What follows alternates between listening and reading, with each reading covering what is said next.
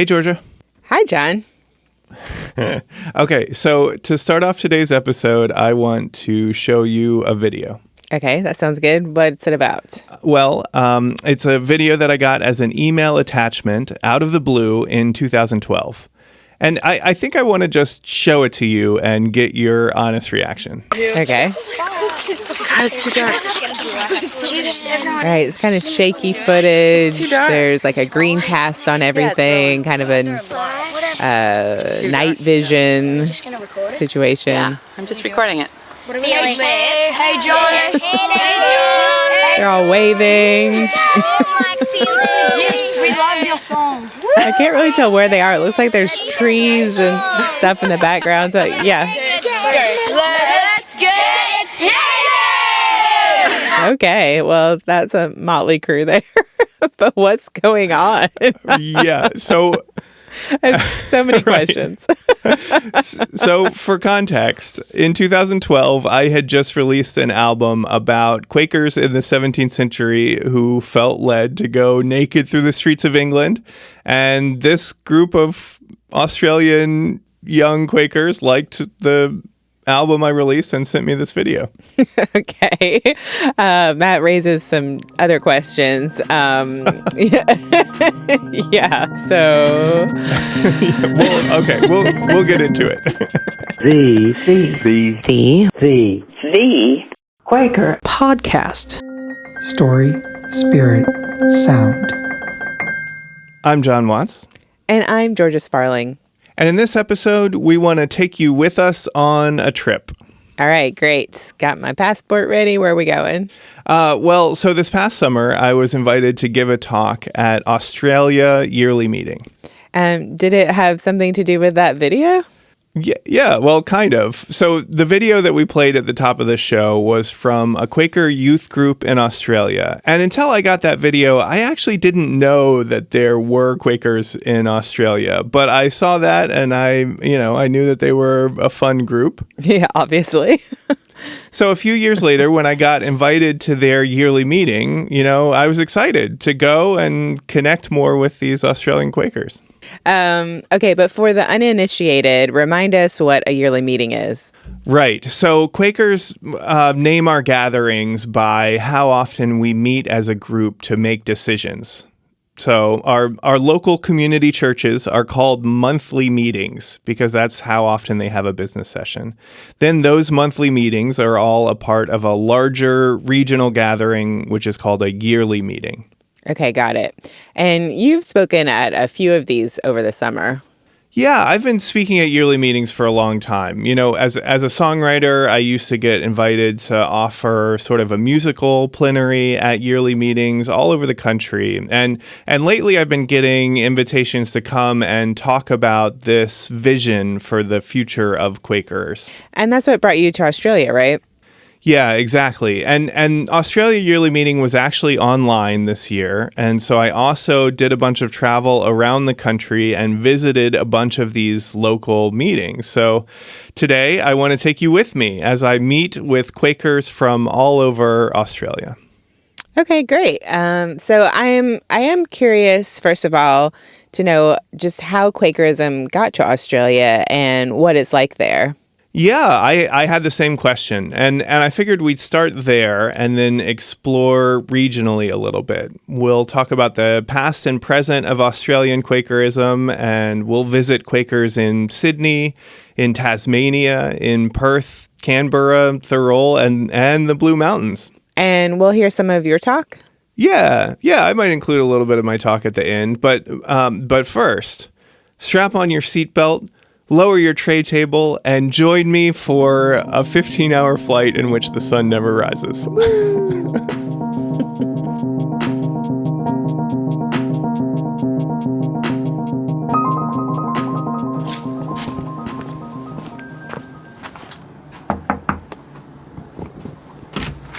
Hello. Hello, you must be John. I'm John. Hi, I'm Kathy. Hi. Welcome to Battery Point. Thank you so much. Welcome to Battery Point in Palawa. Thank you. Did you have a good flight?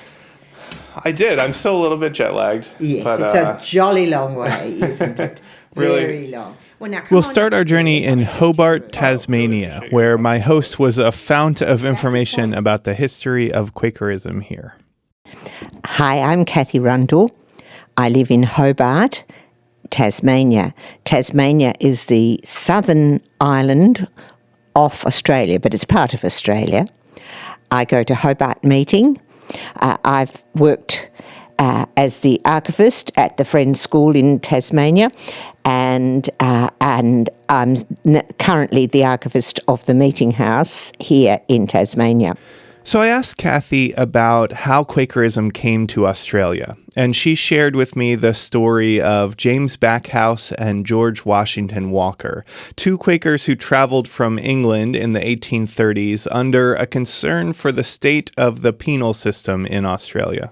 Well, they were coming here to look at the state of things. They were going to look at the state of the convicts. Elizabeth Fry, who was a very prominent Quaker in England, was also really concerned with the state of women convicts. So she had encouraged Backhouse very much to come and look at the convict system, what was actually happening. In England at the time, she was visiting all the convict ships that women were on and providing them with things to do on the voyage. Something that Kathy said that really struck me is how often Backhouse and Walker traveled by foot. I had only been in Australia for a few days, but I was already getting a sense of the sheer size of the country. Even the relatively small island of Tasmania seemed enormous to me, with cascading mountain ranges stretching to the horizon. They needed to travel by foot. There were very few roads even, and they must have been a very welcome sight for the convicts who might be working in big gangs. They travelled all around Tasmania by foot.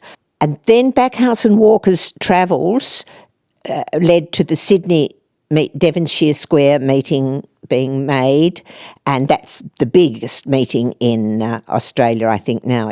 It wasn't necessarily their aim to convert people at all. It was to support. It was to write and report. And they wrote the best diaries you can ever think of. And one of the other lucky things was that Backhouse had come from this family of nurserymen and plant growers and plant breeders.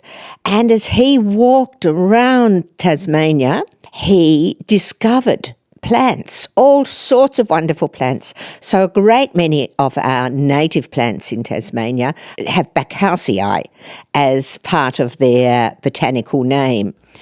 Backhouse and Walker spent 6 years walking around Australia and went as far north as the site of Brisbane.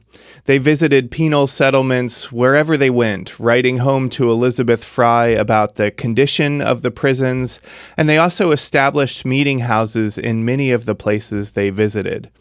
I asked Kathy what she thinks is the legacy of Backhouse and Walker, and if modern Australian Quakerism contains any echoes from that initial journey. I think their legacy has probably lent to Quakers in Australia being really keen on social justice. And I think that's probably one of the things that we would be known for our social justice and our concern with the environment. And I think that probably is part of Backhouse's legacy too. He also wrote a lot about the Indigenous problems, and we in Australia are having later this year a vote to include Aboriginals, that's First Nations people, in the Constitution. And I think that could be traced back to Backhouse and Walker too. So I think our concerns in Australia with Indigenous, with nature and with climate change and those kind of issues, and with social justice, with soup kitchens and homeless and refugees, probably can all be traced back to them. Thank you so much. I don't know. That's my pleasure. We can talk some more tonight if you'd like. Sure. So Kathy's last point there is something I want us to put a bookmark in, because it's something I experienced over and over in my visits with Australian Quakers. This is a group of people who carry serious concerns for the state of the world. But before we go there, I thought maybe we could ease into the present a little bit. What does Quakerism in Australia look like today? I asked 4 Quakers in 3 different cities to tell me about what feels important to them about the faith. Do it. All the Quakers are shoulder shakers down in Quaker Town, and I can't remember the rest. That's Liz Field from the Blue Mountains meeting a few hours west of Sydney.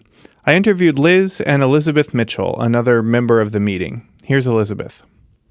I got the silence, the thing that brought me to it was that there weren't things that you had to pray for, or if you didn't, and there weren't the spoken word and the minister standing up in the front and giving sexist, funny stories.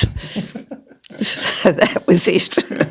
We've both come to Quakers from other churches, Presbyterian and Anglican respectively, and the thing we have really liked is the equality between men and women, and how the children are listened to a lot more too. And it's general, just as a good feeling, a community feeling amongst the group. We have our odd little differences, of course, who doesn't, but we can usually speak about them and work them out. Now we're going to head down the coast to Thirroul meeting, where I spoke with Patrick Anderson. So it's an opportunity to sort of think, well, what am I struggling with in my life at the moment? And what am I doing really well with?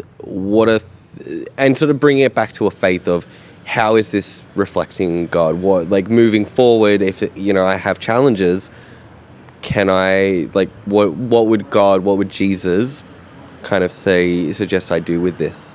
How would I, and if I am struggling to come up with an answer, then at the end of that hour of silence, that's an opportunity to talk to my fellow Quakers. Hey, I'm struggling with this. Is anybody else what's other people's opinion? How do other people feel about this? And so I think for most Quakers, it's you kind of have to come here on your own terms. You have to come here on your own understanding. And the understandings that go with Quakerism also lend themselves to being politically mindful and being wanting to an active participant in change. And finally, here's Evan Gallagher from Canberra meeting. Yeah, so it's an unprogrammed meeting, and probably in what Americans would know as the liberal Quaker tradition. So, it's an hour of silent worship or expectant waiting. Evan first attended Quaker meeting in Brisbane after many years of spiritual seeking when he heard from a friend about the Quaker approach to consensus decision-making. And, haven't really looked back. I found it a very welcoming and also a very honest, deeply honest community. And that's what struck me, I think, on my first visit, was how honest people were about Quakers and our history. And that really drew me in, I think. And just the simplicity of the approach, at least from my cultural perspective, there wasn't a lot of additional layers to work through. I could go straight in and sit down in silence and be amongst a spiritual community. Quakers are not very well known in Australia. I think they probably would be surprised among some Australians that there are even Quakers in Australia. I think we number about 2,000 across the entire country is the figure I occasionally hear. And even that is sometimes cause a surprise among Quakers about how high that number is. But people, I think, are genuinely interested. There's a lot of knowledge about Quakers among some communities in Australia, particularly the LGBTI community in Australia, because of our engagement going way back, I think, to the early 70s at least, on equal rights for LGBTI people. And more recently, we were one of the few churches to speak out vocally in support of marriage equality as well.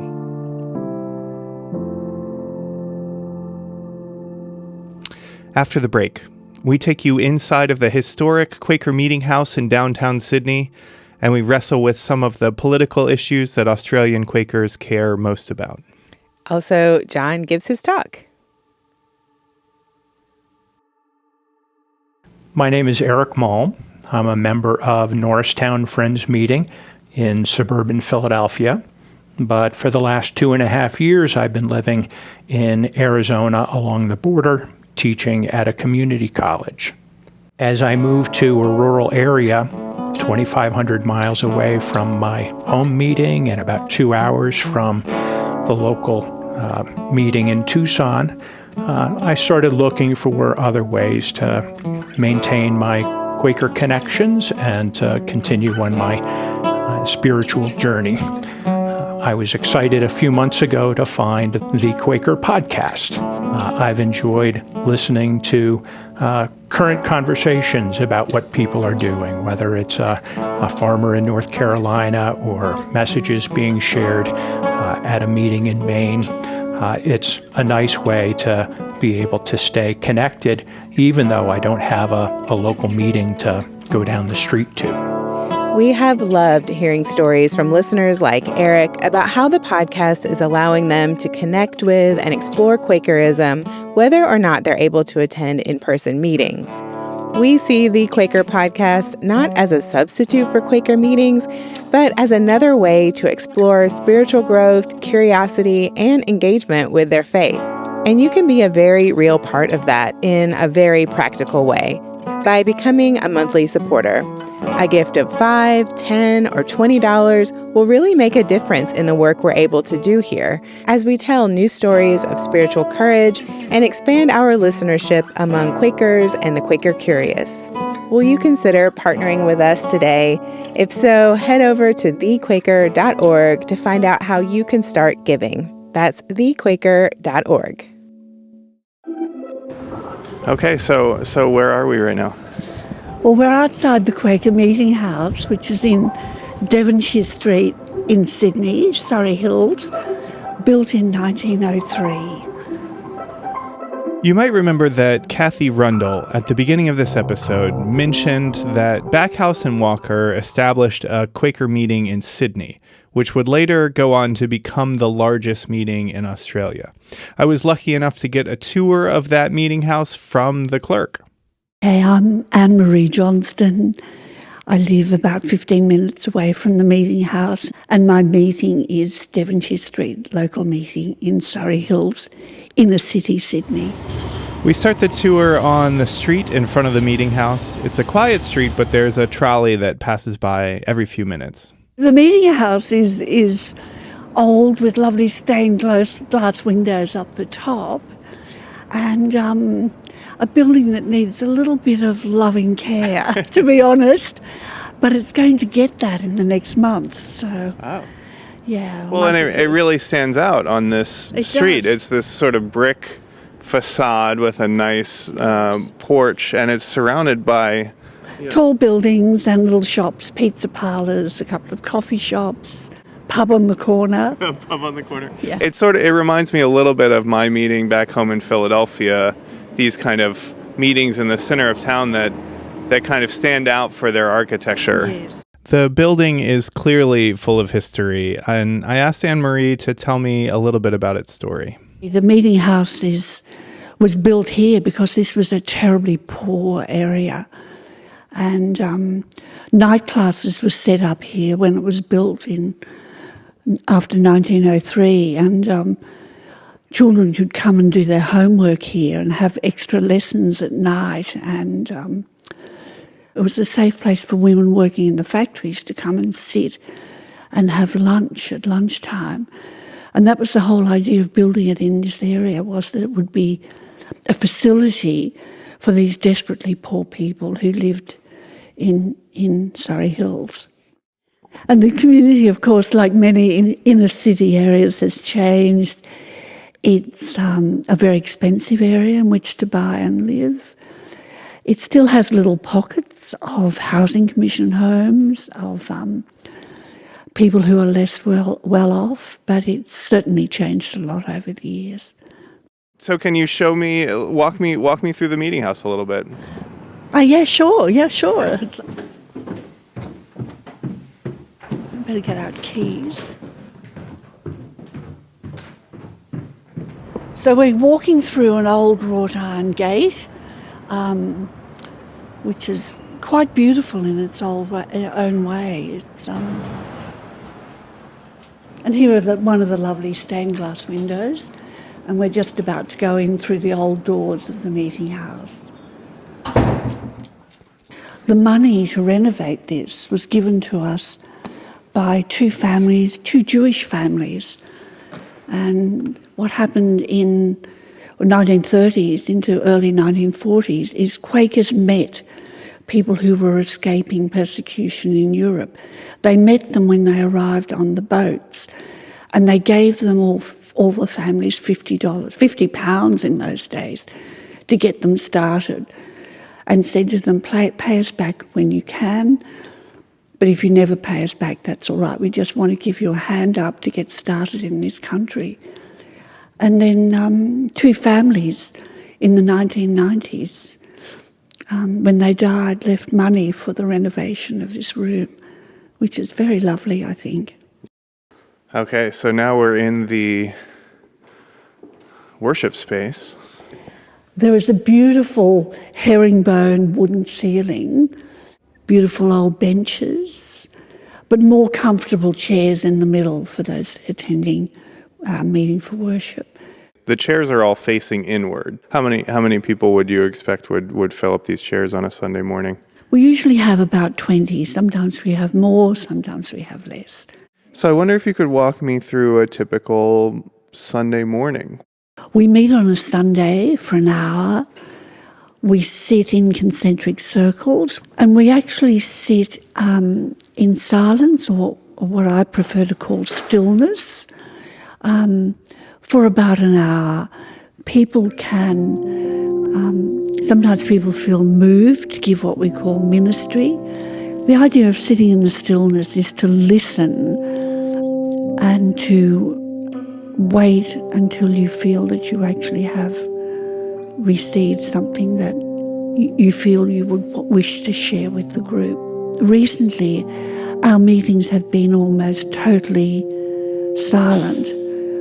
We tend to have so much noise in our lives these days that I think people particularly value sitting in the stillness and the silence for an hour a week with a group of like-minded people. Anne-Marie, thanks so much for talking with me. You're very welcome.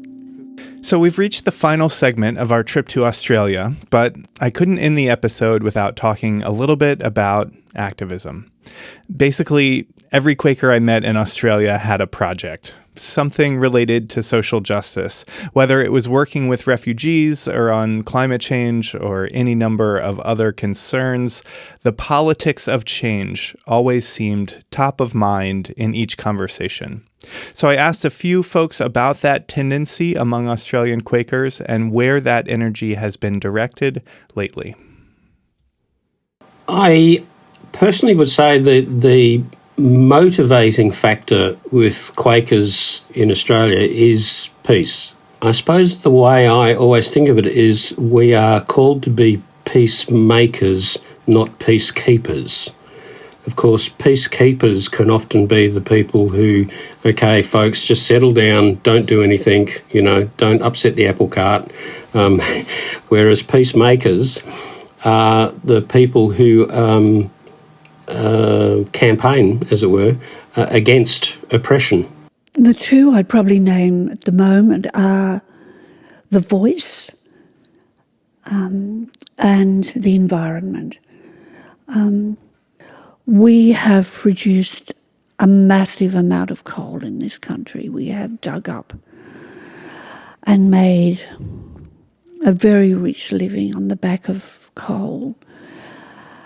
The children in our family, we need to leave them a healthy legacy to live in. We need to think about the future generations that are coming along behind us.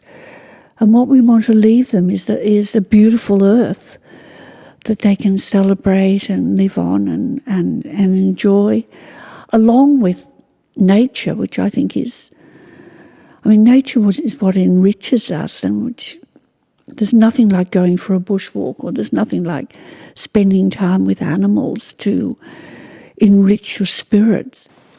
The extremes of climate change experience in Australia, which people in North America and Europe are really feeling so badly this year, we've lived with those for a long time. But of course, they've become more extreme.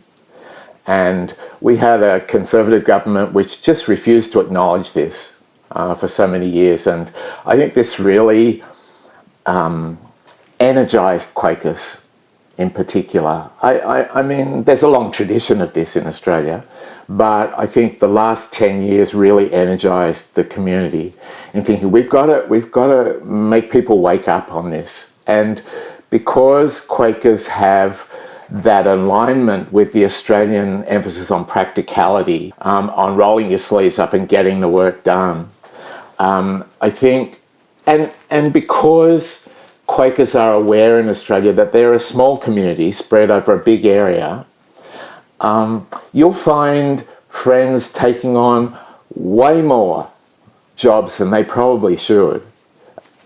I think the alignment with First Nations is, again, from being a small community, somewhat beleaguered. There's a wonderful Australian documentary film which it brings me to tears when I even think of it now, made by a First Nations elder, Uncle Bob Randall. And he goes back and he brings up archival footage of First Nations people in the very earliest days of filming. And he says to the camera, I look at this and I see healthy people. And I see a beautiful country, and there was plenty of water for us, and there was food for us, and we would have shared it with you. But you weren't interested in sharing. And he says, I'm not blaming, this isn't about blame, but unless we confront the truth of the contact between Aboriginal people and non-Aboriginal people, we can't go forward. And so I think that the commitment to truth that Friends have is what is going to carry us forward with First Nations people. At the end of this year, we're going to have what is called a referendum, where the Constitution of Australia will be changed, and it will be changed to include recognition of Indigenous people. Unlike America and Canada and many other countries around the world, when Australia was colonised by the British over 200 years ago, no treaty was signed and never has been signed, and Indigenous people have suffered terribly because of this. So it's time we righted those wrongs. It's time we really stood up and said, these people have been very unjustly treated over the years. Their lands were taken from them. Their culture was taken from them. It's terribly important that we support the whole idea of giving these people equal value in the Parliament so they can really have a voice about issues that affect them, and that we're not making decisions for them. They are making decisions for themselves. So it goes right back to the whole idea of equality, I think. And also the idea that they have that of God, everyone has that of God within them. They both fit together, I feel.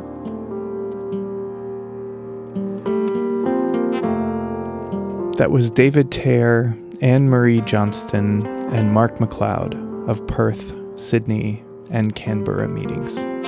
Thank you, friends.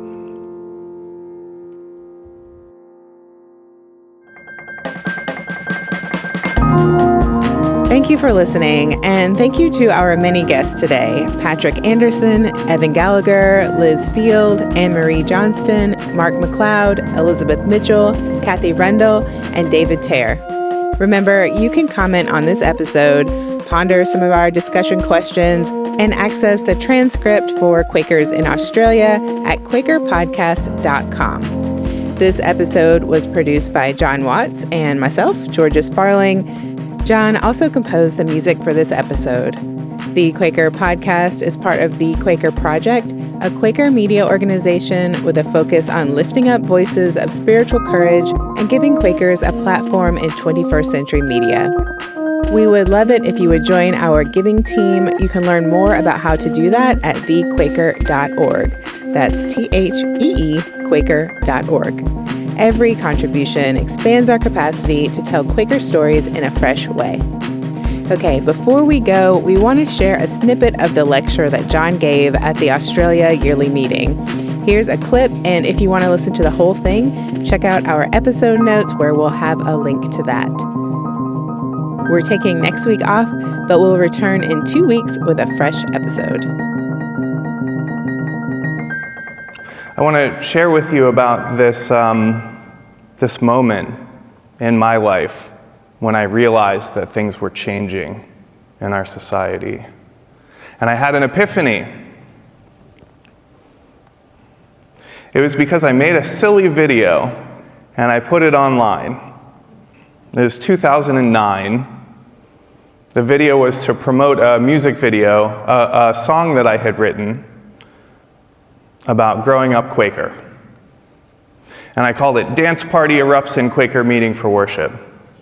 And then over 100,000 people watched it. I realized that we're encountering each other. This new technology is enabling us to encounter each other, for better or for worse.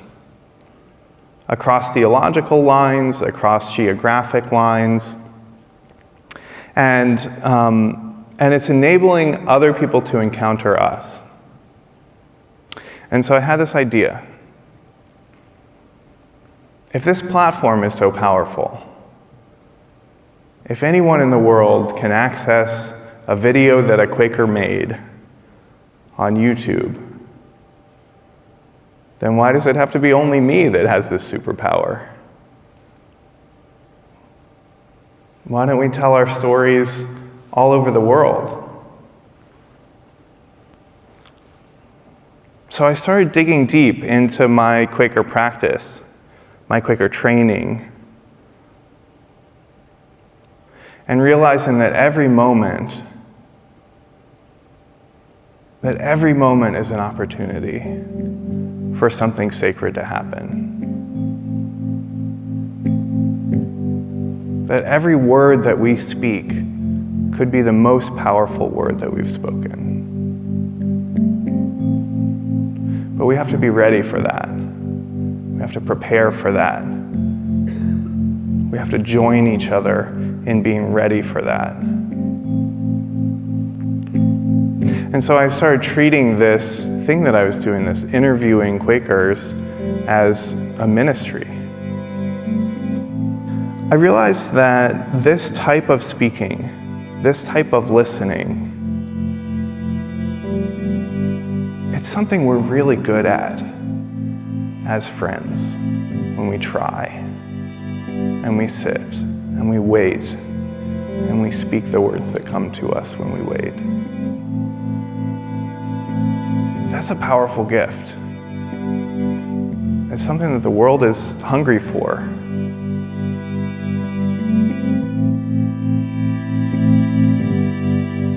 Please visit QuakerPodcast.com to listen to the rest of Jon's talk. We'll see you in 2 weeks.